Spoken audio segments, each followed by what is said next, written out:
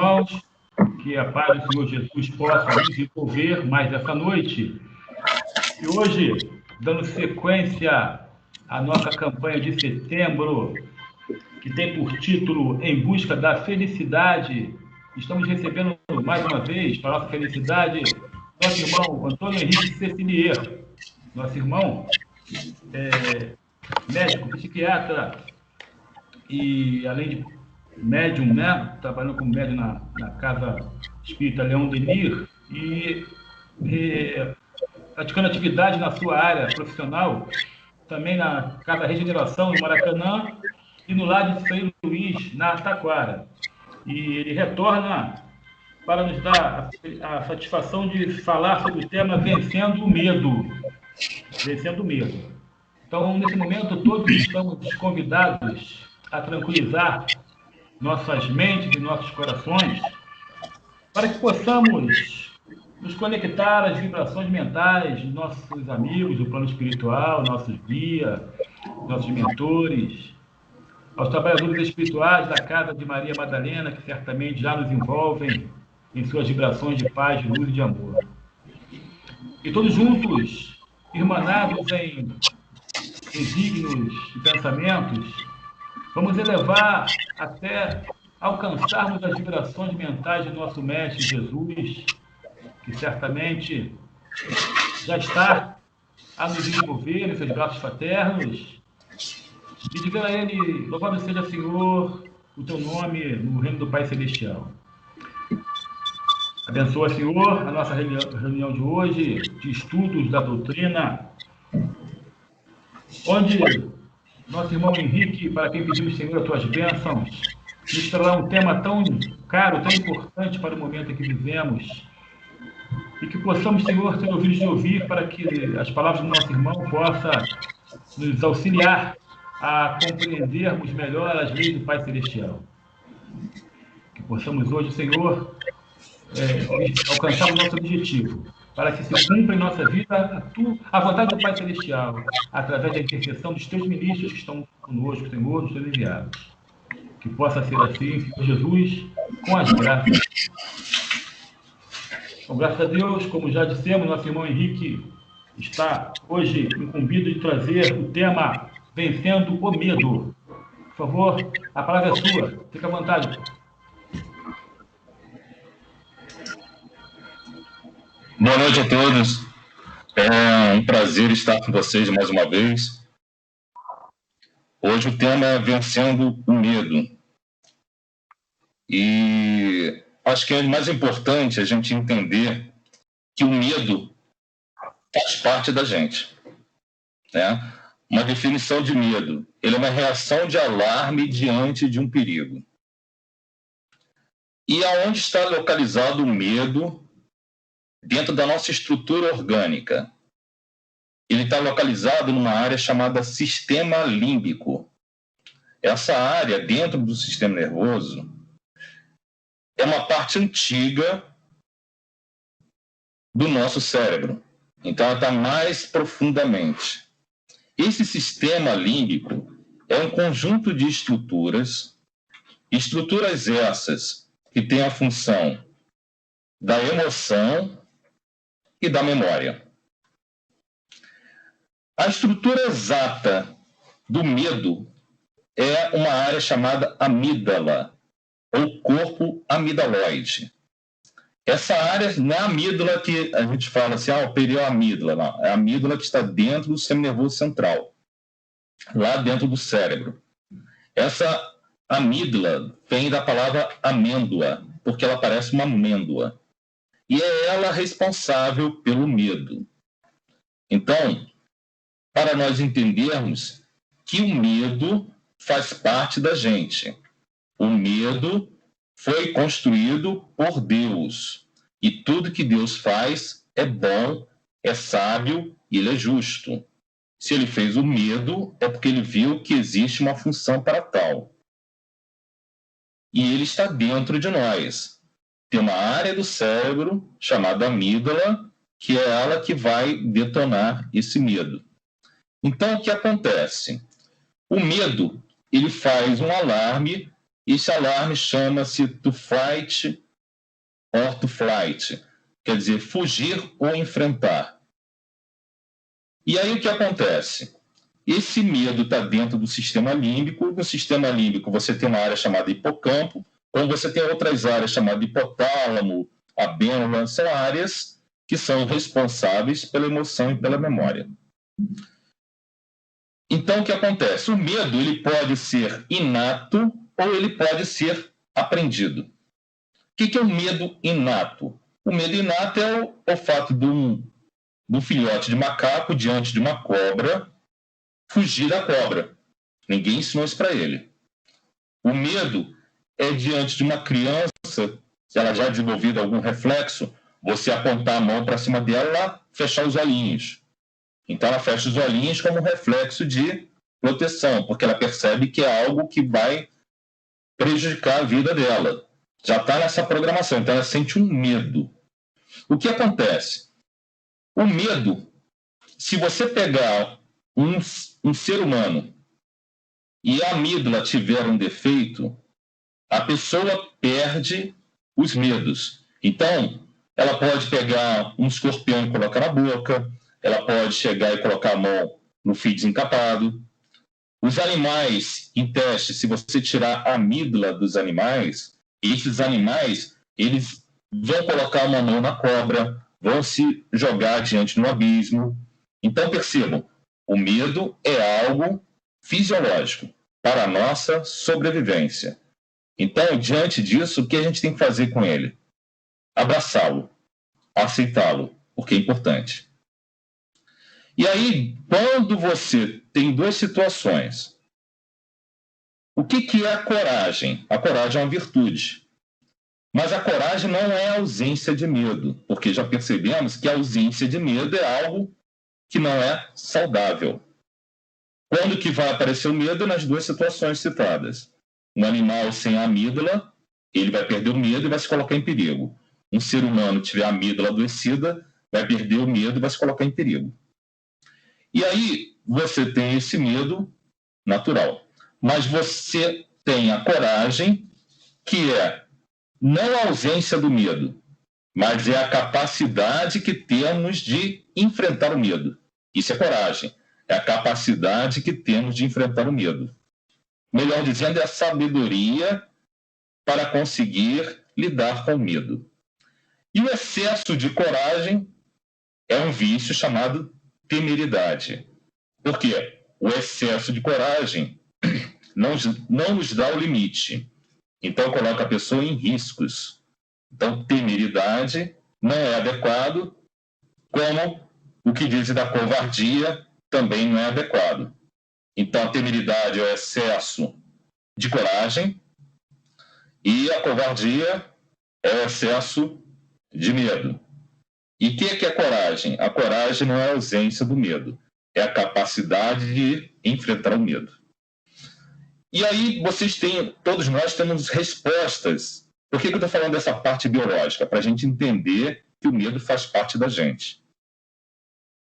Você tem respostas biológicas às situações de medo. Por quê? Nós herdamos dos seres vivos inferiores essa programação. Então, diante do medo, você fica pálido. Por quê? O sangue ir lá para dentro e, se você sofrer um corte, sangrar pouco. Diante do medo, o coração bate mais rápido, a pressão aumenta, os brônquios se abrem mais, porque precisa de mais oxigenação para os músculos, mais oxigenação para o cérebro. Diante do medo, existe uma estrutura dentro do olho chamada pupila, um diafragma, que ele abre e fecha. Já viram aquele pretinho dos olhos? Se você olhar de manhã, ele está pequenininho, à noite ele aumenta. Na verdade, é uma abertura para entrar luz. Então, de manhã ele se fecha, porque é o excesso de luz. À noite ela aumenta de tamanho para entrar mais luz, porque tem carência de luz. Se você olhar no gato, o olho dele é meio... A pupila dele, que é a menina dos olhos, né? A pupila é a menina dos olhos. Ela fica compridinha e pequenininha durante o dia. À noite ela fica redondinha e maior.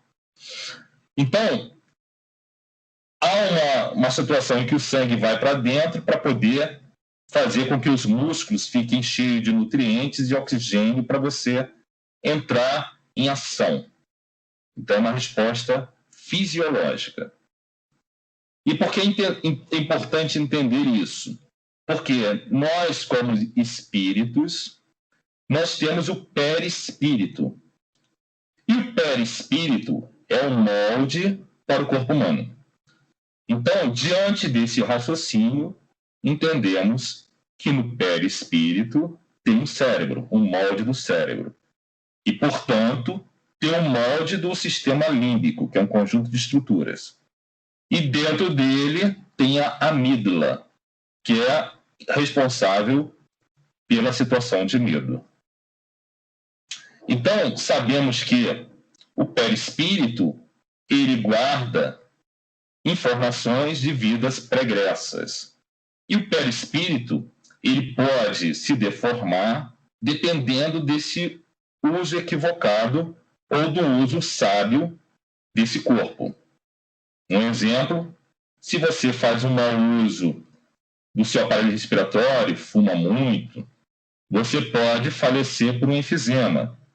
Numa próxima reencarnação, você vai vir com uma deficiência respiratória para dar valor a quem? Ao ar. A gente só dá valor àquilo que perde ou àquilo que a gente não tem muito. A gente não percebe o valor das coisas enquanto as tem, em abundância. Então é importante entender isso. E aí o que acontece? Esse medo ele pode ser aprendido, como eu falei. Nos animais você pode condicionar o medo, né? Vamos supor, você chega com um ratinho, o ratinho vai pegar um alimento, mas para pegar o alimento tem um fio desencapado. Mas ao acionar o fio desencapado, ele tocar no fio desencapado, ele leva choque, mas uma campainha toca. Faz isso repetidamente. Aí, o que fizeram nesses testes? Tiraram o fio desencapado. Toda vez que tocava a campainha, o ratinho ficava com medo. Porque ele foi condicionado, ele aprendeu que a campainha está ligada à dor do choque, provando que o medo pode ser memorizado. Então, o medo pode ser aprendido. Então, nossos pais, eles fazem o melhor por nós. Mas os pais não são perfeitos. E dentro da sua imperfeição pode cometer equívocos. E aí passar um aprendizado equivocado. Por exemplo, tem medo de avião. E aí a criança aprende a ter medo de avião. Tem medo de altura. A criança aprende a ter medo de altura. Como ela vai resolver isso? Mais tarde numa terapia. E aí, o que acontece? Dentro desse medo, tem uma palavra que é importante: ignorância. A ignorância pode levar ao medo e pode levar ao medo do medo. O que é o medo do medo? É tentar evitar o medo. Como é que é isso?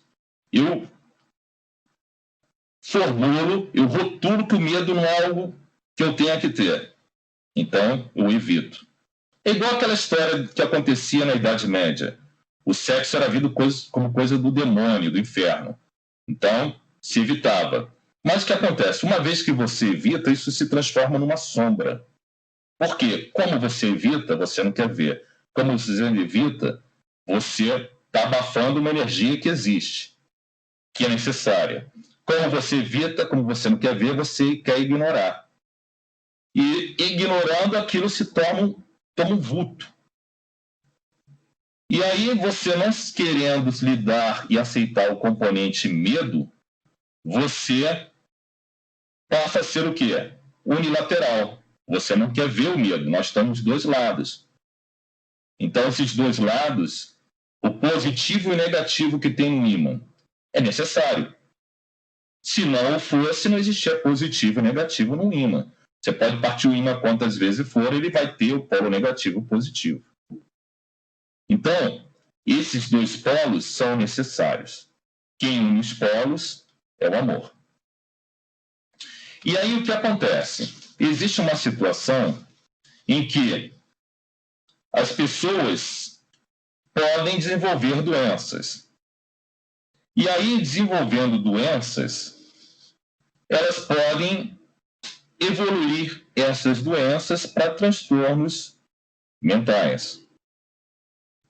Transtornos mentais que podem ser fobias, como podem ser a depressão, como pode ser um transtorno de pânico ou mesmo a esquizofrenia. As fobias, o que é fobia? A fobia é o adoecimento do medo. Então, na fobia, o que é a fobia? É um medo irracional e neurótico diante de uma situação ou objeto que não apresenta qualquer perigo. Por exemplo, uma pessoa pode chegar e ter medo de sangue. Se vê o sangue, ela desmaia. O sangue representa perigo? Ele é parado? Para a pessoa, não. E aí ela se paralisa, ela desmaia diante do sangue. Chama-se hematofobia. A pessoa pode ter medo da noite. A noite faz mal? Não. É a microfobia.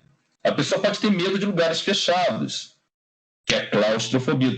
Eu estou aqui num lugar fechado, vocês também estão em um lugar fechado. Representa medo? Não. Representa que você está dentro da sua casa, graças a Deus. E aí, uma pessoa adoecida vai ter medo de lugar fechado. Existe o contrário, o medo de lugar aberto. Agorafobia. Agora quer dizer praça, lugar aberto. Né? Tem medo de pessoas que têm medo de animais, que se chama-se zoofobia. Né? Tem gente que tem medo de olhar para um pássaro. Entra em pânico se vê um canário. Isso é fato. O canário representa medo? Representa perigo? Não. Então é um medo irracional diante do perigo que não existe. Isso é fobia. Então você pode ter acrofobia, medo de altura, você pode ter aracnofobia, você pode ter aracnofobia, que é medo de aranha, você pode ter monofobia, que é medo de ficar sozinho. E existe um outro medo, chamado glossofobia, que é medo de falar em público. E a fobia social, que é o medo de você se expor ao público. Então, esse medo de se expor ao público é um perigo? A pessoa vai morrer diante da exposição ao público? Não. Vai adoecer estando diante do público? Não. Mas é um medo irracional diante de algo que começa a entrar em o sistema de defesa nosso fica tão em alerta que ele dispara um alarme falso. Aí a pessoa tem, o coração começa a bater rápido, a pressão aumenta, a pupila se dilata, né, e fica pálido. Toda a resposta a um medo que a gente precisa de ter para uma luta, para fugir de um perigo, né, para se mobilizar para ajudar alguém. Então, começa a ativar esse sistema de uma forma completamente adoecida e descontrolada.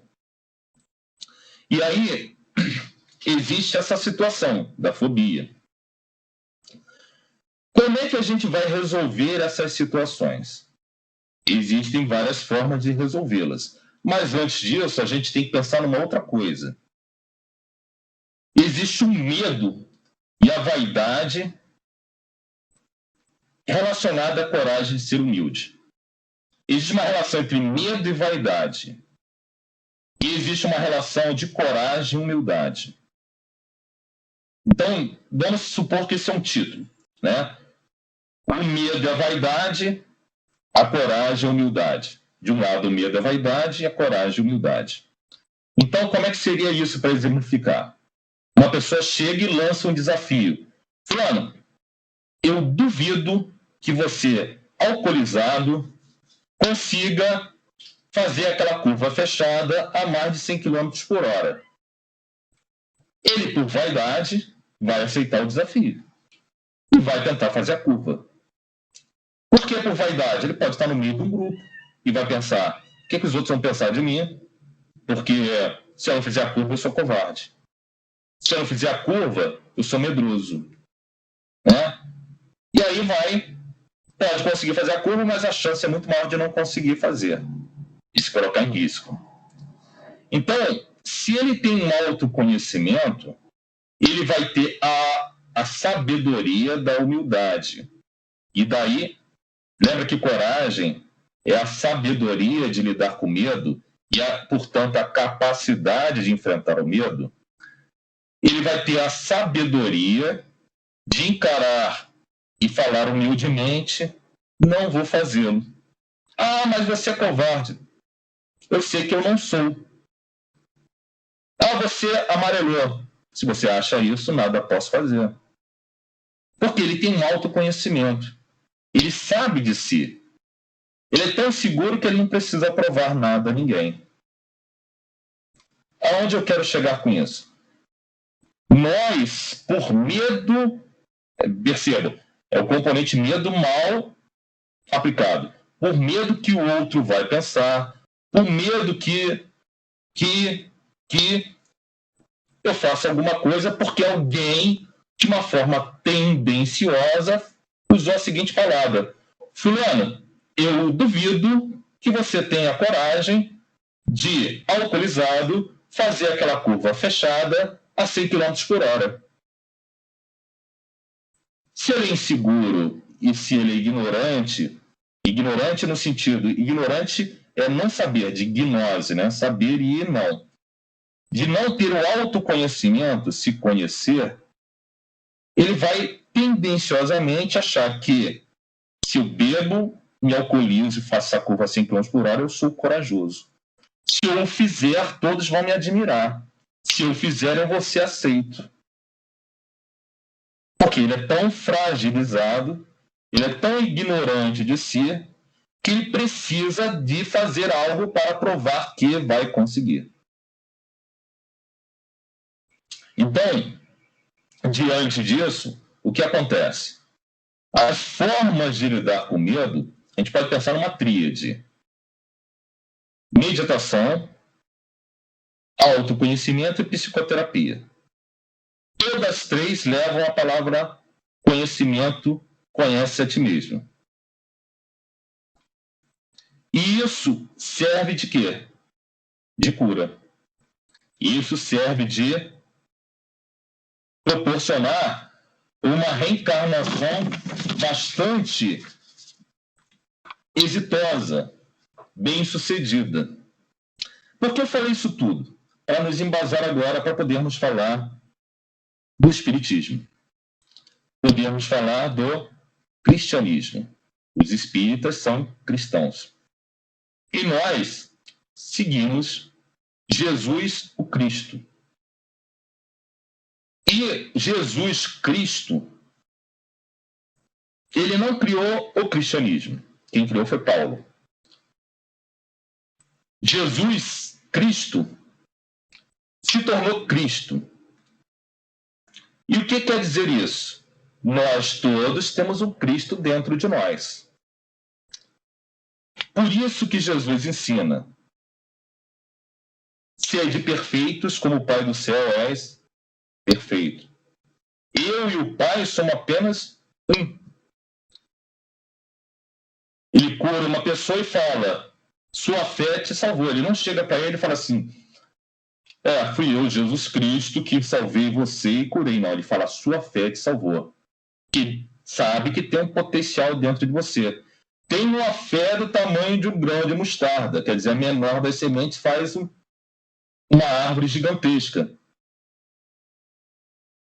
Então, todo o potencial divino está dentro de nós. É só vermos quantas coisas nós conquistamos na vida. Quantas coisas a gente julgava que não conseguia fazer e fez. Desde as coisas mais simples às coisas mais complexas. E aí, diante disso, o que Jesus quer nos mostrar? Ele quer que nós evoluamos para sermos Cristos. Ou, em outras palavras, entrarmos na hierarquia angélica. Então, a evolução mineral, reino vegetal, reino aminal e reino angelical. Espíritos puros. Mundos celestiais. Né? E Jesus Cristo deixou pessoas. Há pessoas no mundo que conseguiram fazer coisas crísticas. Francisco de Assis, Leon Denis, Maria Madalena, João Evangelista, Pedro, Paulo, Bezerra de Menezes, as pessoas que fizeram descobertas científicas e tecnológicas. O que quero dizer com isso? Nós temos potencial divino. Quantas coisas a tecnologia que a gente conseguiu fazer? Vem da onde isso? De dentro de nós. Da mente, do coração, ou melhor dizendo, da alma. E aí podemos ilustrar. A gente pode pegar lá no ensinamento do Evangelho, em Mateus 25, capítulo 25, versículo 25, a parábola dos talentos. Mas exatamente naquele ponto em que a pessoa que tinha um talento não multiplica esse um talento e por medo de perder o talento, veja, o medo de perder o talento, medo de perder o talento, guarda o talento e não multiplica. Então, só para poder revisar, lembrar dessa parábola. Um senhor distribuiu os talentos eram moedas, né? Deu ao primeiro servo 5 talentos, ao segundo ele deu 3 talentos e ao terceiro ele deu 1 talento. O de 5 talentos pegou e fez aqueles 5 talentos virarem 10 talentos. O de 3 talentos fez aquilo virar 7 talentos. E de 1 talento manteve-se 1 talento. Chegou o senhor, foi cobrado primeiro servo. O que você fez com os talentos? Senhor, aqueles 5 talentos eu multipliquei em 10 talentos. Ele o parabenizou. Muito bem, parabenizou muitas vezes. Chegou o segundo servo, o que você fez com aqueles talentos? Os 3 talentos, senhor, eu multipliquei-os e ficou 7 talentos. Parabenizou de novo. E no terceiro servo perguntou, o que você fez com aquele talento? Senhor, o senhor me deu 1 talento. Por medo de perder o talento, eu enterrei 1 talento. E aqui está o seu talento de volta. E aí o senhor amaldiçoou. Falou, servo infiel, você não conseguiu aumentar esse talento, né? Então, o que acontece? Aí, por medo, ele começou a justificar, fazer comparações, né? Eu recebi 1 talento, então de 1 talento fica difícil fazer 5. Os outros receberam 5 talentos, 3 talentos, pô, eu só tinha 1 talento. Então, isso pode ter várias coisas que ele pode ter pensado para guardar aquele talento. Pô, eu só tenho 1 talento, fiquei em desvantagem, pelo menos eu vou guardar, vai que eu perdo, vai que vira zero, então eu guardo. E com medo, com vários medos, ele começa a fazer comparações essas com os outros que receberam mais talentos e começa a se justificar. Aonde eu quero chegar com isso? Primeiro, Deus, ele é um investidor e ele nos vê como uma empresa. Então, quanto mais você dá rentabilidade, mais você vai receber. Então, mais será dado, né, aquele que mais tiver ou proporcionar. Por exemplo, Chico Xavier viveria por volta de uns 60, 70 anos. Mas diante da produtividade dele, viveu mais de 90 anos. Por quê? Pensaram assim, esse cara vale a pena investir. Vamos dar mais tempo para ele. Olha o quanto que ele produz. Olha o quanto ele ajuda. Então, o medo torna a gente ocioso. Aí na casa espírita, não vou fazer o serviço. Porque eu tenho medo. Eu sou incapaz. E faz comparações, isso justifica, isso paralisa. Nós não conseguimos, é uma coisa muito importante para a nossa saúde mental. Comparações levam ao adoecimento. Porque, à medida que a gente se compara ao outro, a gente perde parâmetro. A gente só se pode comparar a nós mesmos. Por quê? Porque a nossa situação é única. Só nós temos a nossa história. Ela não se repete para ninguém. Só nós temos a nossa codificação genética. Nós que temos esse corpo, que nascemos em tal lugar, em tal família e tivemos tais experiências. Então não dá para fazer a comparação. Então, você vai dizer, não, mas na escola existem comparações. Comparações através de uma prova. Sim, porque é o mais justo. Porque se não tivesse a prova, ninguém ia estudar para passar. Né? Ninguém ia estudar, porque ninguém tem esse hábito. A gente só se mobiliza diante da dificuldade. Então, está explicado o porquê que Deus coloca as dificuldades para o nosso crescimento. Como é que o carvão se transforma em diamante? Através de alta temperatura e alta pressão. O que significa isso? Nós precisamos de dificuldade para desenvolvermos, nos tornar diamantes belos e fortes, e brilhosos e reluzentes, como diamante, e não como o carvão, fosco, discreto, não tão forte quanto o diamante, mas a estrutura é a mesma. O carvão evolui para diamante. Reino mineral evolui para o reino angelical. E aí, diante desse problema, quais são os problemas? A pessoa começar a se justificar, né? Quando a pessoa fica se justificando muito de alguma coisa porque ela é insegura, a culpa é do outro, não pude por causa disso ou por causa daquilo outro, né? E começa a fazer comparações, fulano tem algo melhor do que eu, e aí, portanto, eu não fui, não sei o quê. Qual é a solução? A solução é sair do ócio. E a solução é começar do zero. A solução é servir ao próximo. Mais uma vez, lembra que eu comecei falando das ciências naturais, né? Porque o espiritismo é filosofia, ciência e religião. O espiritismo é entendido que o espírito pertence a que tipo de ciência? As ciências naturais, a ciência da natureza. Porque o espírito faz parte da natureza. O que é a natureza? Tudo que é criado por Deus. O nosso corpo humano faz parte da natureza. O perispírito faz parte da natureza. Diante disso, eu falei da amígdala, que faz parte da natureza e ela é uma estrutura responsável pelo medo. Então, o medo está na nossa natureza. E se foi criado por Deus, é porque tem uma importância. Deus é sábio e justo. E aí eu vou numa outra lei da natureza. A reencarnação, entre uma reencarnação e outra, a gente não lembra de nada. A gente volta aqui como do zero. Porque nós aqui, né, simples mortais, há alguma exceção, tipo Jesus, né, Buda, né, Gandhi, que vieram como missionários, Irmã Dulce, Chico Xavier. Fora isso, nós estamos no mesmo nível. A gente vem numa situação de esquecimento, por quê? Se uma pessoa é um cirurgião, é porque possivelmente ela fez uso daquilo, do objeto pontiagudo, de forma equivocada, né?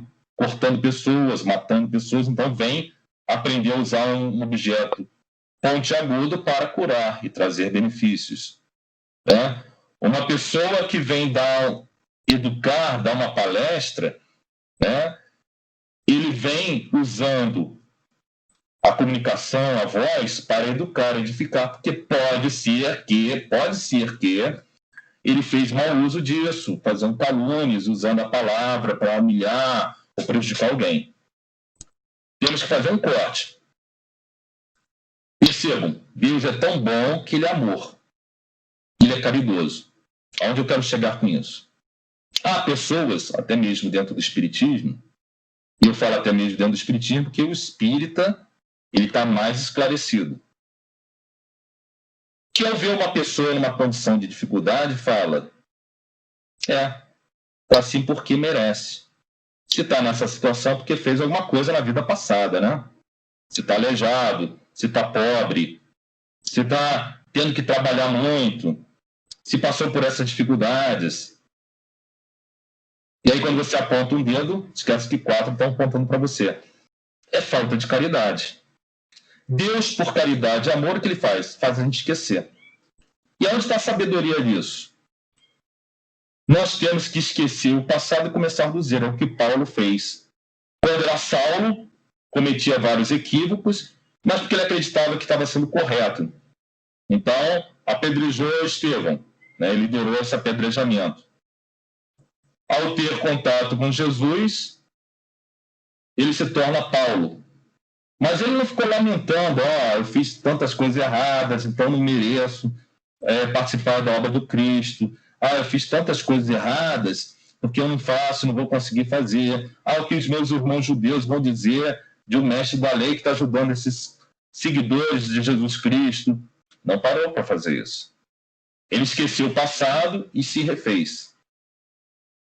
Então, a reencarnação, uma lei natural, nos explicando que há um esquecimento para começar do zero para que a gente possa crescer. Por quê? Nós que aqui estamos cometemos equívocos e acertos. Então, imagine que José cometeu vários acertos, ajudou várias pessoas numa vida passada, fez descobertas científicas. Aí ele vem com esse conhecimento. Aí ele vai ver como? Uma certa vaidade, óbvio, a não ser que ele seja muito mais lapidado. Mas ele vai, mas eu ajudei tanta gente, eu fiz uma pesquisa, descobri coisas.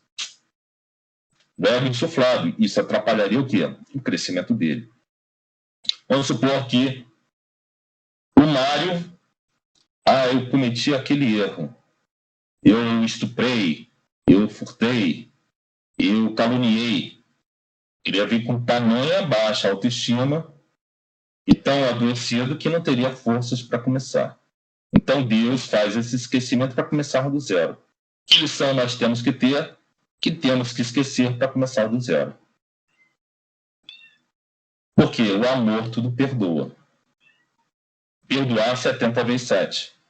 Não é 490, mas sempre. Porque se nós tivéssemos que pagar o que nós devemos, ao pé da letra a gente não daria conta. A gente paga em suaves prestações. Da mesma forma, quando você quer adquirir algo, um carro, uma TV, você não tem condição de pagar à vista, você paga em prestações. Com juros, mas fica mais fácil de pagar. Então, Deus faz essas prestações e não cobra juros. E aí nós podemos também chegar a uma outra situação, na parábola dos talentos, voltando a ela. A omissão na forma de violência. Por quê? Quando você deixa de fazer o bem, você está causando um mal maior. Então, uma pessoa te pede socorro. E ali estão pedindo socorro. Você não vai socorrer porque você pensou que alguém vai socorrer no teu lugar. Aí o outro também pensou a mesma coisa, e ninguém socorre. Uma pessoa está precisando de ajuda, e aí eu prefiro me omitir porque o que o outro vai pensar, eu estou falando com uma pessoa que é de uma outra situação social, de uma outra diferença, A gente agora está com dificuldades, com as diferenças, e aí deixa de ajudar porque está pensando no que o outro... Lembra que eu falei da situação que o cara lança o desafio, se você tiver coragem, alcoolizado, fazer aquela curva, que pensou no outro, então ele vai fazer. E nós podemos pensar também no Apocalipse, capítulo 3, versículo 15 a 16, lá em João Evangelista, Porque não é quente nem frio, hei de vomitar-te.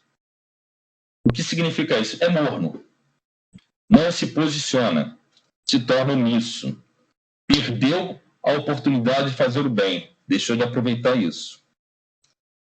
Numa casa espírita, a gente está sempre em formação, mas assim, cumprindo aquele Pentateuco kardeciano, o instrutor falou o seguinte, que muitas das vezes uma pessoa que hoje é boa, eu falei entre aspas porque ninguém é totalmente bom nem totalmente mal. Ela era uma pessoa má numa outra vida. Mas aí, o que teve de bom que se foi aproveitado dessa pessoa má? É porque é sabido que o bem, ele é tímido. As pessoas boas são tímidas. E os maus, de homens maus, vamos dizer, até as pessoas que procuram vingança, os obsessores, que na verdade são vítimas, eles são o quê? Persistentes. não desistem. E aí essa pessoa que hoje é boa foi aproveitar esse componente que ele aprendeu, né, de ser persistente, para ele conseguir perseverar no bem. Então, o que a gente pode observar que você tem que ter um autoconhecimento. Você tem que aprender a aceitar as coisas. Não tem um ditado que fala assim, aceita que dói menos, né? O que aceita que dói menos? Aceita o que você é, aceita a realidade. Há uma lei da gravidade, alguém pode desobedecer? Não. Há uma lei de nascem, crescem, envelhecem, morrem. Alguém pode descumprir essa lei? Não. Né? Aí a pessoa às vezes não aceita o envelhecimento, não aceita a morte, que é uma lei, eu não posso, ninguém pode fazer nada contra essa lei. Se ela existe, é porque Deus permitiu. E Deus é sábio. Uma pessoa na sua ignorância, uma pessoa, vamos pegar aqui assim, uma pessoa, um ateu, né, que ignora ou não consegue ver, né, não quer dizer que ele nunca soube de informações sobre vida após a morte, mas ele, aquilo não consegue entrar no coração, aquilo para ele por algum motivo, por vaidade intelectual, ele acredita que isso é coisa de gente simples, acreditar em vida após a morte. Mas ele acredita nisso, nesse mundo material. Obviamente, ele vai ter muito mais dificuldade de aceitar a morte. Mas uma pessoa que acredita na vida após a morte, em que a morte não é o fim, isso representa uma outra coisa. Isso faz você aceitar a morte, ainda mais nós espíritas, porque entendemos o motivo da morte. Se não tivesse morte, a gente não valorizaria a vida. Por quê? O que ia diferenciar nós do reino mineral? Nunca viu ninguém morrer, nunca viu ninguém, então ia valorizar. Por quê? Nunca envelhecer, então não é aproveitar o tempo. E a gente só dá valor daquilo que a gente ou carece ou não tem.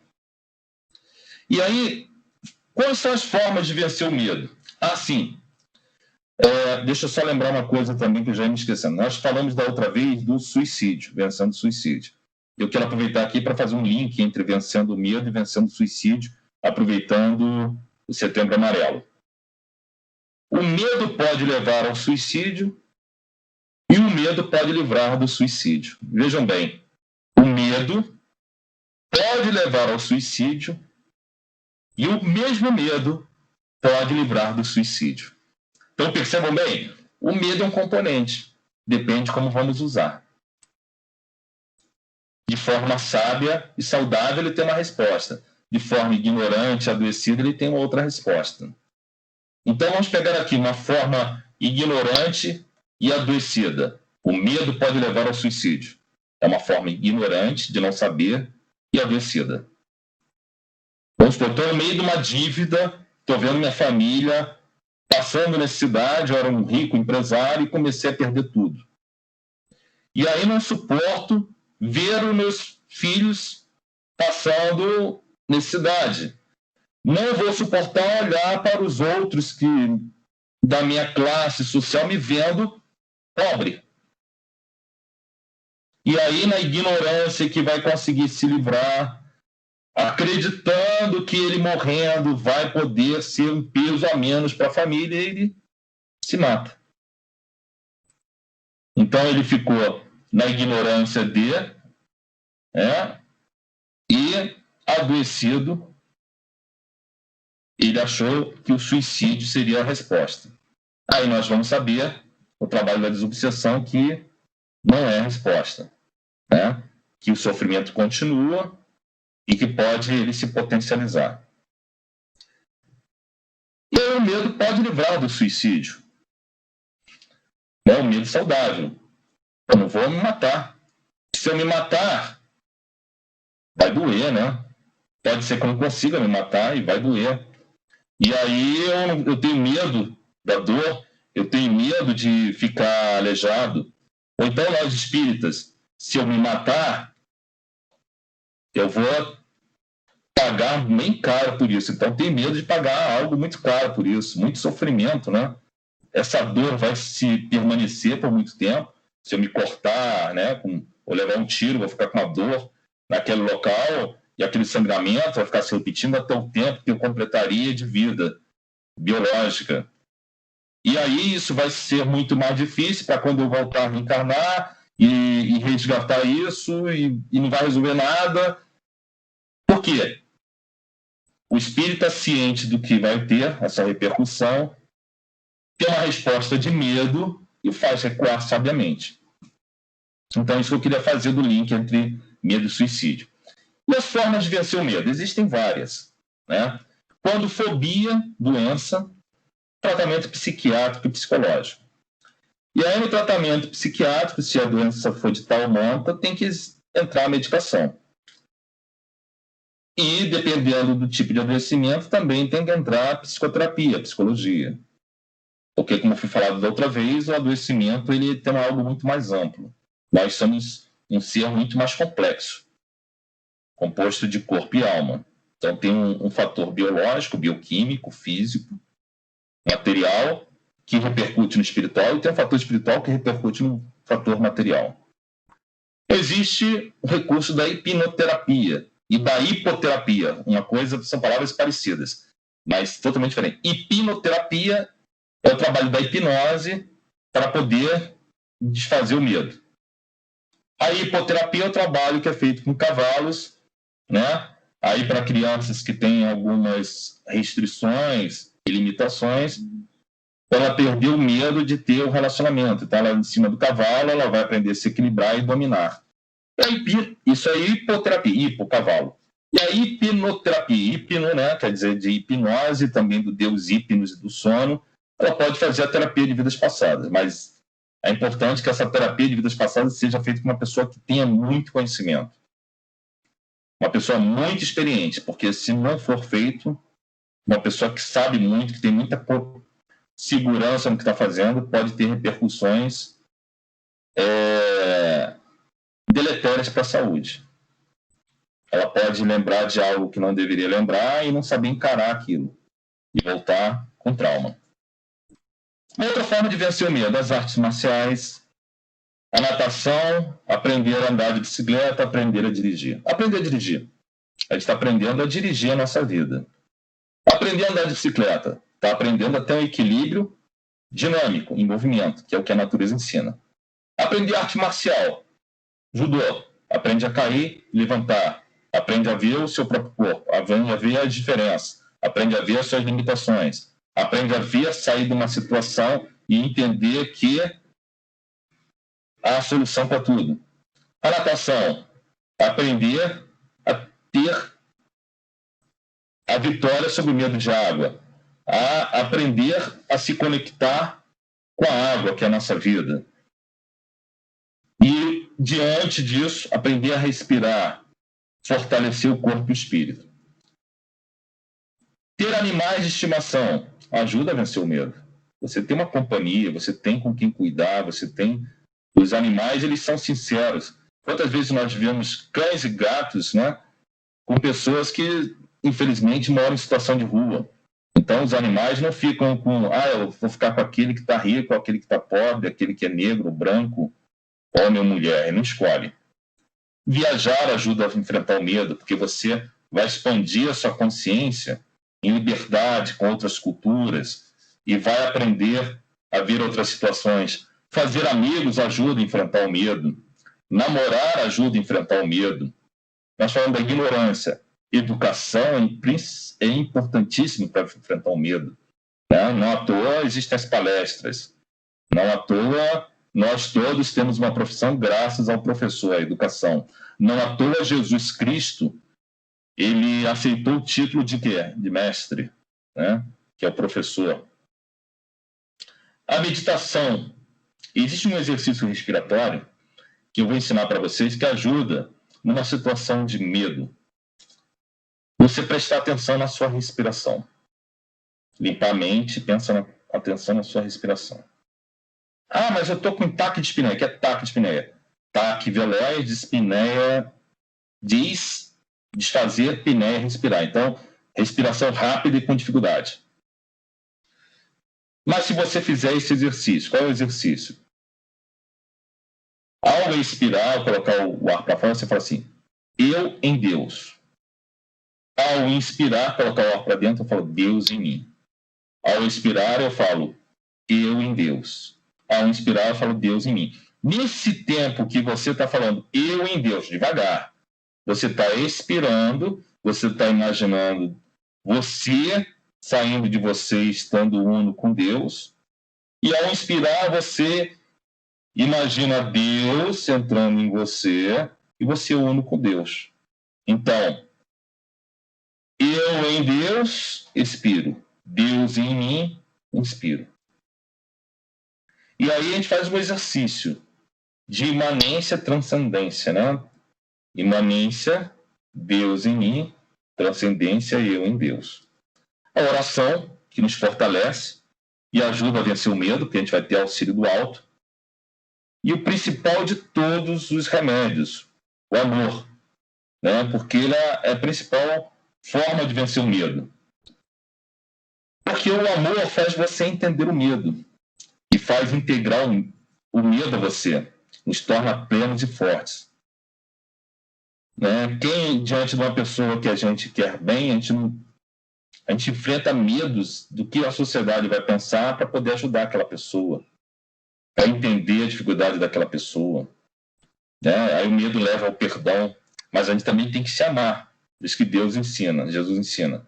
Amar a Deus acima de todas as coisas, ao próximo como a si mesmo. Mas como é que você não possa amar o próximo se eu não amo a si mesmo? Porque já está na lei. Então você tem que auto-perdoar. Né?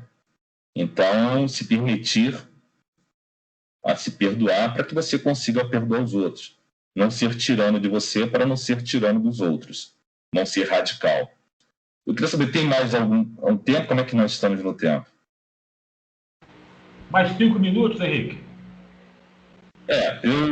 Eu queria ficar nessa parte, então, né, já que temos esses 5 minutos, de dizer que o medo faz parte da gente, o medo é necessário,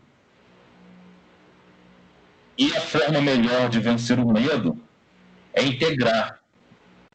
É pegar tudo que foi falado hoje e fazer uma revisão, repensar, se aceitar, se educar, não pensar o que o outro vai pensar de mim, ter autoconhecimento para ter segurança, pegar essas passagens do Evangelho, Mateus 25, capítulo 25, versículo 25, Apocalipse 3, versículo 15 a 16, pega, estuda e reflete todos os ensinamentos de Jesus Cristo deixou para a gente, né?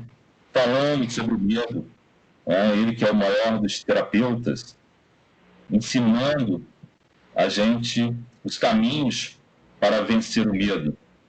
Então, o mais importante é isso, entender que o medo faz parte da natureza, nós fazemos parte da natureza, e a natureza foi criada por Deus, e Deus é amor, sábio, justo, onipotente, onipresente, onisciente, perfeito, infinitamente inteligente e criador de todas as coisas.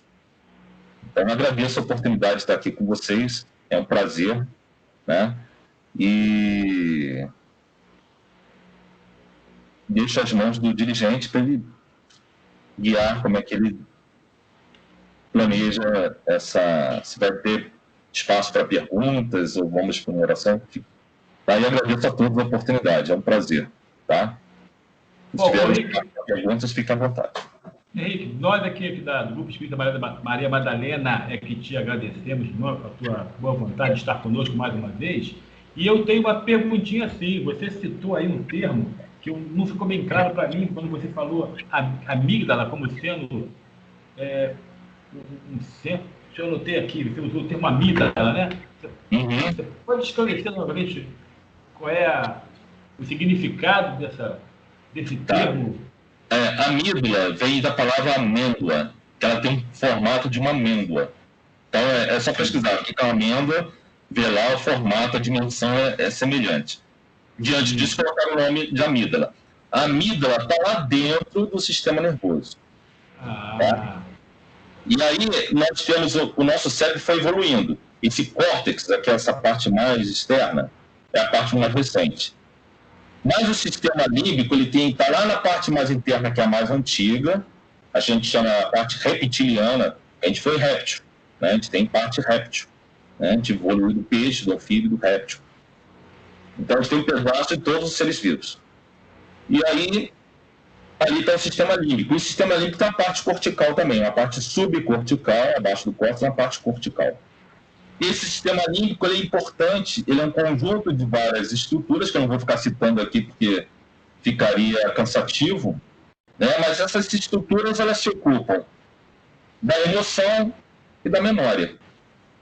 É por isso que a gente consegue aprender e não esquecer de coisas que nos impressionam emocionalmente, positivamente ou negativamente, a gente não esquece.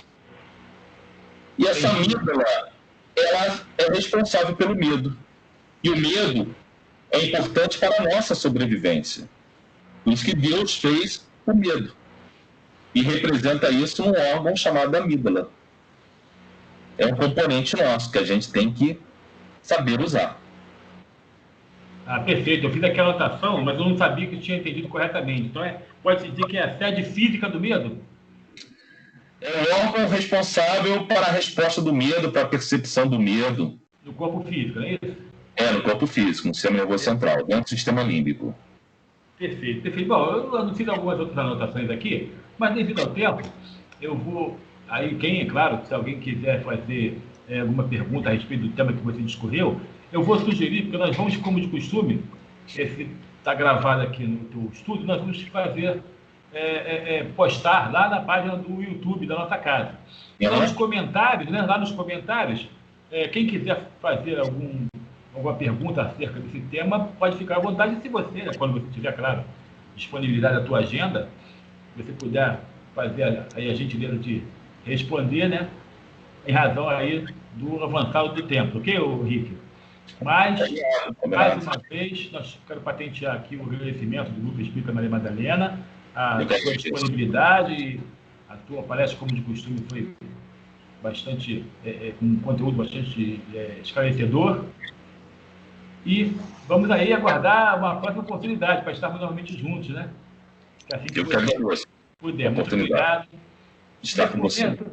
Nesse momento eu agradeço aí, né? E convido, mais uma vez, a todos que aqui estão sintonizados conosco, por esses meios virtuais, a buscar tranquilizar, né? Mentes e corações, para que, mais uma vez, possamos estabelecer essa conexão mental com nossos irmãos do plano espiritual, esses nossos guias e mentores que empenham-se em nos conduzir, nos orientar, nos instruir, nos inspirar, para que possamos continuar a buscar seguir o caminho reto traçado por nosso Mestre Jesus e que possamos, nesse momento, buscar alcançar as vibrações mentais do pastor de nossas almas, para dizer a ele: louvado seja, Senhor, o teu nome, no reino do Pai Celestial. Muito agradecidos, Senhor, estamos, porque mais essa noite tu nos deu a oportunidade de estarmos aqui, reunidos em teu nome. E temos a certeza, Senhor, que tu esteve a nos envolver nesses braços fraternos, a abençoar nossa reunião de estudos, a abençoar nosso irmão Antônio Henrique Cecilier, que nos trouxe tantos esclarecimentos, tantas informações acerca desse tema que é tão caro para nós que estamos na caminhada terrena, que possamos, Senhor, tendo ouvido essas informações trazidas pelo nosso irmão, de buscar, Senhor,